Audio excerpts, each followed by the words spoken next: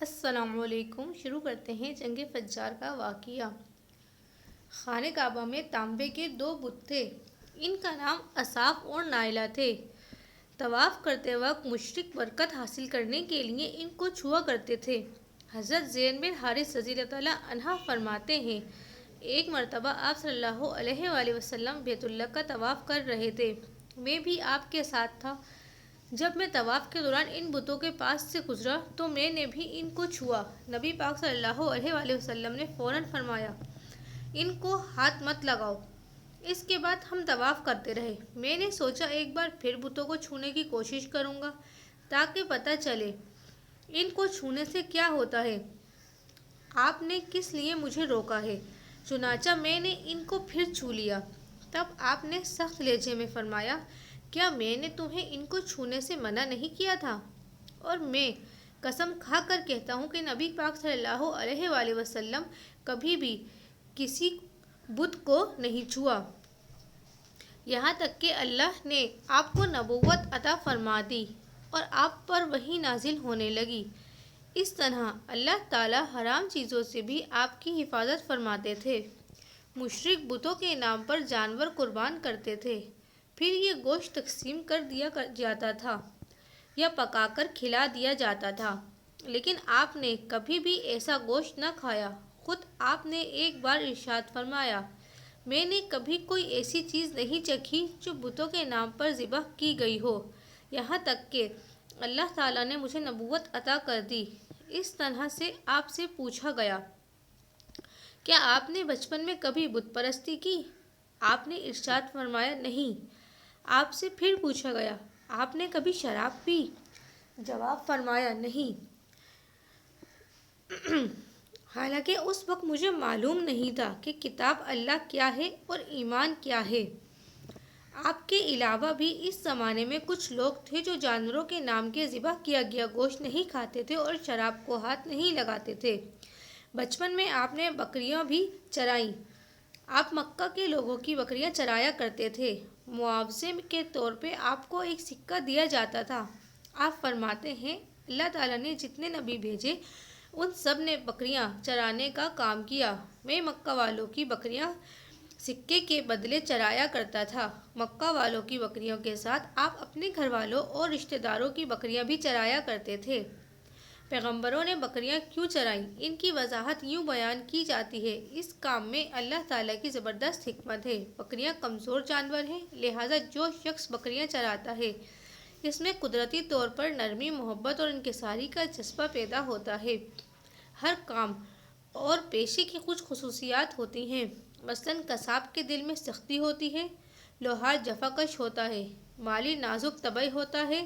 اب جو شخص بکریاں چراتا رہا، جب وہ مخلوق کی تربیت کا کام شروع کرے گا تو اس کی طبیعت میں سے گرمی اور سختی نکل چکی ہوتی ہے۔ مخلوق کی تربیت کے لیے وہ بہت نرم مزاج ہو چکا ہوتا ہے اور تبلیغ کے کام میں نرم مزاجی کی بہت ضرورت ہوتی ہے۔ عربوں میں ایک شخص بدر بن معشر غفاری تھا۔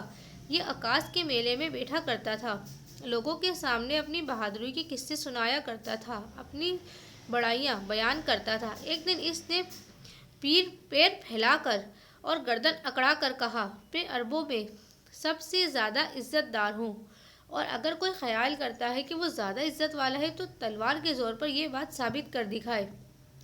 اس کے یہ بڑے بول سن کر ایک شخص کو غصہ آ گیا۔ وہ اچانک اس پر جھپٹا اور اس کے گھٹنے پر تلوار دے ماری۔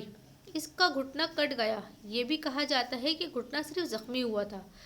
اس پر دونوں کے قبیلے آپس میں لڑ پڑے۔ ان میں جنگ شروع ہو گئی۔ اس لڑائی کو فجار کی پہلی لڑائی کہا جاتا ہے۔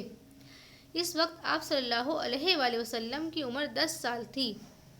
فجار کی ایک اور لڑائی بنو عامر کی ایک عورت کی وجہ سے ہوئی۔ اس میں بنو عامر بنو کنانہ سے لڑے، کیونکہ کنانہ کے ایک نوجوان نے اس قبیلے کی کسی عورت کو چھیڑا تھا۔ فجار کی تیسری لڑائی بھی بنو عامر اور بنو کنانہ کے درمیان ہوئی۔ یہ لڑائی قرض کی ادائیگی کے سلسلے میں ہوئی۔ فجار کی ان تینوں لڑائیوں میں نبی اکرم صلی اللہ علیہ وآلہ وسلم نے کوئی حصہ نہیں لیا، البتہ فجار کی چوتھی لڑائی میں آپ نے شرکت فرمائی۔ عربوں کے ہاں 4 مہینے ایسے تھے کہ ان میں کسی کا خون بہانا جائز نہ تھا۔ یہ مہینے ذوالحج، محرم اور رجب تھے۔ یہ لڑائیاں چونکہ حرمت کے ان مہینوں میں ہوئی، اس لیے ان کا نام فجار کی لڑائیاں رکھا گیا۔ فجار کے معنی ہے گناہ، یعنی یہ لڑائیاں ان کا گناہ تھا۔ چوتھی لڑائی جس میں نبی کریم صلی اللہ علیہ وآلہ وسلم نے بھی حصہ لیا، اس کا نام فجار براس ہے۔ یہ لڑائی اس طرح شروع ہوئی۔ قبیلہ بنو کنانہ کے براس نامی ایک شخص نے ایک آدمی عروہ کو قتل کر دیا۔ عروہ کا تعلق قبیلہ حوازن سے تھا۔ یہ واقعہ حرمت والے مہینے میں پیش آیا۔ براس اور عروہ کے خاندان کے لوگ بنو کنانہ اور حوازن اس وقت عکاص کے میلے میں تھے۔ وہیں کسی نے بنو کنانہ کو یہ خبر پہنچا دی کہ براس نے عروہ کو قتل کر دیا۔ یہ خبر سن کے بنو کنانہ کے لوگ پریشان ہوئے کہ کہیں میلے میں ہی حوازن کے لوگ ان پر حملہ نہ کر دیں، اس طرح بات بہت بڑھ جائے گی۔ چنانچہ وہ لوگ مکہ کی طرف بھاگ نکلے۔ حوازن کو اس وقت تک خبر نہیں ہوئی تھی۔ انہیں کچھ دن یا کچھ وقت گزرنے پر خبر ہوئی۔ یہ بنو کنانہ پر چڑھ دوڑے، لیکن بنو کنانہ حرم میں پناہ لے چکے تھے۔ عربوں میں حرم کے اندر خون بہانا حرام تھا، اس لیے حوازن رک گئے۔ اس دن لڑائی نہ ہو سکی، لیکن دوسرے دن بنو کنانہ کے لوگ خود ہی مقابلے کے لیے باہر نکل آئے۔ ان کی مدد کرنے کے لیے قبیلہ قریش بھی میدان میں نکل آیا۔ اس طرح فجار کی یہ جنگ شروع ہوئی۔ یہ جنگ 4 یا 6 دن تک جاری رہی۔ اب چونکہ قریش بھی اس جنگ میں شریک تھے، لہٰذا آپ صلی اللہ علیہ وآلہ وسلم کے چچا آپ کو بھی ساتھ لے گئے، مگر آپ نے جنگ کے سب دنوں میں لڑائی میں حصہ نہیں لیا۔ البتہ جس دن آپ میدان جنگ میں پہنچ جاتے تو بنو کنانہ کو فتح ہونے لگتی، اور جب آپ وہاں سے نہ پہنچتے تو انہیں شکست ہونے لگتی۔ آپ نے اس جنگ میں صرف اتنا حصہ لیا کہ اپنے چچاؤں کو تیر پکڑاتے رہے اور بس۔ 6 دن کے جنگ کے بعد کوئی بھی فیصلہ نہ ہو سکا۔ آخر دونوں گروہ میں صلح ہو گئی، لیکن یہ کافی خون خرابے کے بعد ہوئی تھی۔ اس جنگ کے فوراً بعد حلف الفضول کا واقعہ پیش آیا۔ یہ واقعہ اس طرح ہوا کہ قبیلہ زبید کا ایک شخص اپنا کچھ مال لے کر مکہ آیا۔ اس سے یہ مال عاص بن وائل نے خرید لیا۔ یہ عاص بن وائل مکہ کے بڑے لوگوں میں سے تھا۔ اس کی بہت عزت تھی۔ اس نے مال تو لے لیا، لیکن قیمت ادا نہ کی۔ زبیدی نے اس سے اپنا رقم کا مطالبہ کرتا رہا، لیکن عاص بن وائل نے رقم ادا نہ کی۔ اب یہ زبیدی شخص اپنے فریاد لے کر مختلف قبیلوں کے پاس گیا۔ ان سب کو بتایا کہ عاص بن وائل نے اس پر ظلم کیا ہے، لہٰذا اس کی رقم دلوائی جائے۔ اب چونکہ عاص مکہ کے بڑے لوگوں میں سے تھا، اس لیے ان سب لوگوں نے عاص کے خلاف اس کی مدد کرنے سے انکار کر دیا، الٹا اسے ڈانٹ ڈپٹ کر واپس بھیج دیا۔ جب زبیدی نے ان لوگوں کی یہ حالت دیکھی تو دوسرے دن صبح سویرے ابو قیس نامی پہاڑی پر چڑھ گیا۔ قریش ابھی اپنے گھروں میں ہی تھے۔ اوپر چڑھ کر اس نے بلند آواز سے چند شعر پڑھے، جن کا خلاصہ یہ ہے: اے فہر کی اولاد، ایک مظلوم کی مدد کرو جو اپنے وطن سے دور ہے اور جس کی تمام پونجی اس وقت مکے کے اندر ہی ہے۔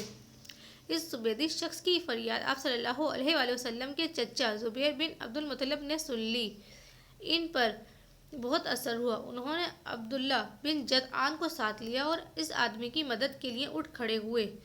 پھر ان کے ساتھ بنو ہاشم، بنو زہرہ اور بنو اسد کے لوگ بھی شامل ہو گئے۔ یہ سب عبداللہ بن جدعان کے گھر جمع ہوئے۔ یہاں ان سب کو کھانا کھلایا گیا۔ اس کے بعد ان سب سے خدا کے نام پر حلف لیا گیا۔ حلف کے الفاظ یہ تھے: ہم ہمیشہ مظلوم کا ساتھ دیتے رہیں گے اور اس کا حق اسے دلاتے رہیں گے۔ اس حلف کا نام حلف الفضول رکھا گیا۔ اس عہد اور حلف کے موقع پر اللہ کے رسول صلی اللہ علیہ وآلہ وسلم بھی قریش کے ساتھ موجود تھے۔ Please like, share and subscribe my channel.